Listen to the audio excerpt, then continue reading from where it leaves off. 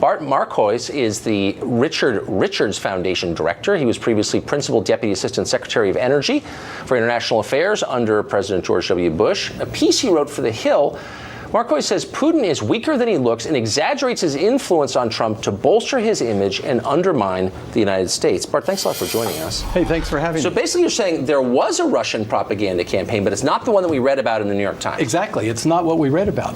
The story that the media have missed is that they are the ones being played by President Putin. The American press. The American media is being played by President Putin. President Putin is very weak. He's very weak. He has these pressures at home from his Muslim citizens on the one hand, yes, and the Russian nationalists on the other. Right. And he has to satisfy this. And he has created this image that makes him look like a strong man.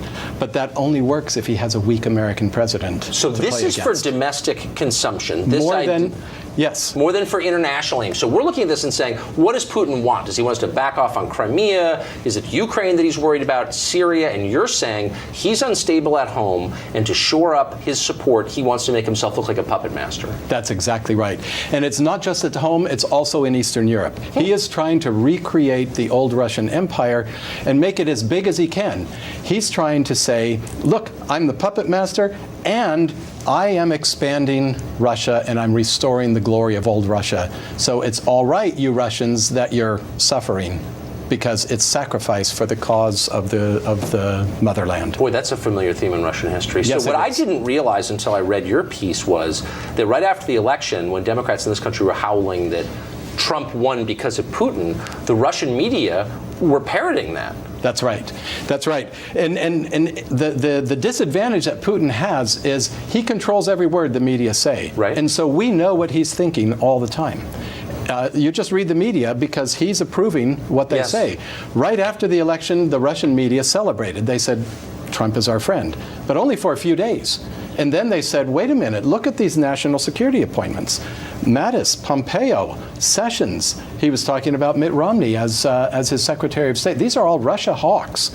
And they said, what's going on here? Interesting. And they went quiet for about 3 weeks. And then this narrative started from Putin, encouraging the belief that he was the puppet master, and then the Russian media piled in.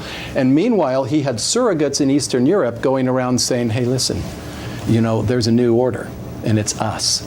And you people, you friends of America, you don't want to be the last one still trusting America. This bus is leaving. If you get on the bus with us right now, we'll take care of you. Well, the deep irony in this, in your theory, is that this would make the American media, which hates Trump, a dupe of Russian propaganda. They're the ones who are being controlled by Russian propaganda. Wouldn't be the first time.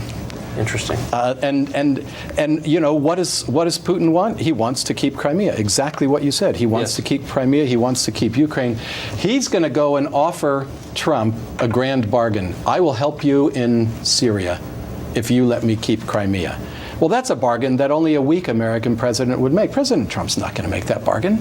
There's no, what's the inducement for him to make that bargain? He has so many cards that he's holding that Trump can't counter. Putin, that Putin can't counter. Putin is a kleptocrat. He governs by criminality, and he extends his political influence by criminality.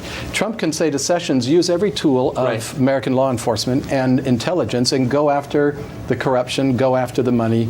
And maybe he will. Unfortunately, Bart, we're out of time. I don't know if your theory's right, but it makes the most sense of anything I have heard on the subject.